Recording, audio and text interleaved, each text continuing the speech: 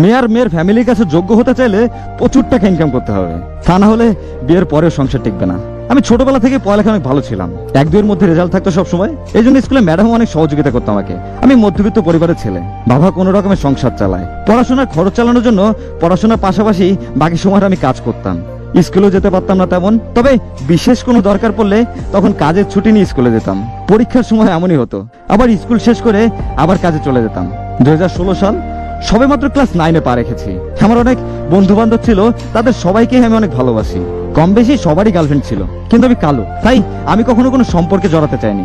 দিনগুলো বেশ ভালোই যাচ্ছিল বন্ধুদের নিয়ে। হঠাৎ এক আত্মীয়ের বিয়েতে যাই, তারপর সেখানে একটা মেয়েকে দেখে আমার অনেক ভালো লাগে। তারপর কথা বলা শুরু, আর এভাবে আমাদের সম্পর্ক শুরু হয়। তার সাথে কথা যেন শেষই হতে চাইতো না। সারা রাত দুজনে কথা বলতাম। তাকে বাসায় কড়া নজরে রাখতো, কারণ তার বাবা ছিল প্রবাসী। তো দেখা করার জন্য রাতে ছাড়া কোনো উপায় ছিল না। ও যখন যেটা চাইতো সেটাই করতাম। আর আমি ওকে প্রচন্ড পরিমাণে ভালোবাসতাম।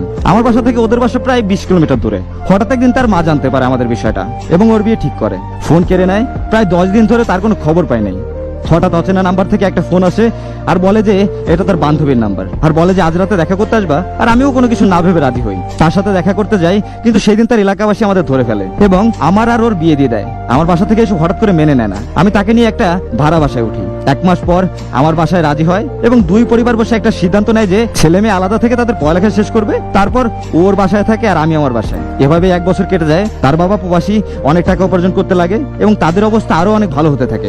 এবং তার মা তাকে আমায় ছেড়ে দিতে বলে, বারবার তাকে জোর করে। আর যখনই সে রাজি হয় না তখন তাকে বাসা থেকে বের করে দেয়। তারপর আমি তাকে আমাদের বাসায় নিয়ে আসি। একদিন হঠাৎ তার মা আমাদের বাসায় আসে, ঘরে নিয়ে যেতে চায়। সেও যেতে চায়। তার নাকি এখানে আর ভালো লাগে না। তার মা নাকি এখন তাকে অনেক সুন্দর ও ভালো ছেলের কাছে বিয়ে দেবে, যার অনেক টাকা আছে। এইসব বলে তাকে নিয়ে যায়। বাসায় গিয়ে তালাকের কাগজ পাঠায় দেয়। তার চলে যাওয়াটা আমি আসলে বিশ্বাস করতে পারতেছিলাম না।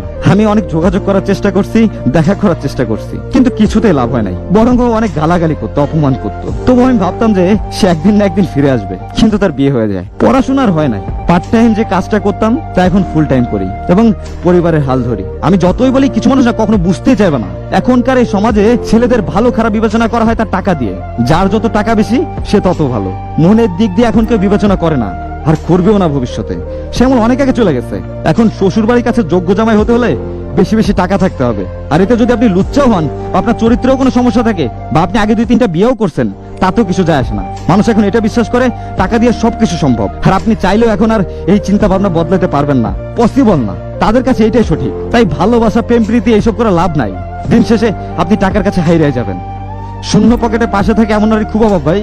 আর মেয়ের মা বাবা এদের নিয়ে কিছুই বলার নাই। এরাই সভ্য সমাজের অসভ্য জানোয়ার। এরা কখনো কিছুই বুঝবে না। বউ আর শ্বশুর বাড়ি সবার কাছে যোগ্য হতে চাইলে প্রচুর টাকা ইনকাম করতে হবে, তা না হলে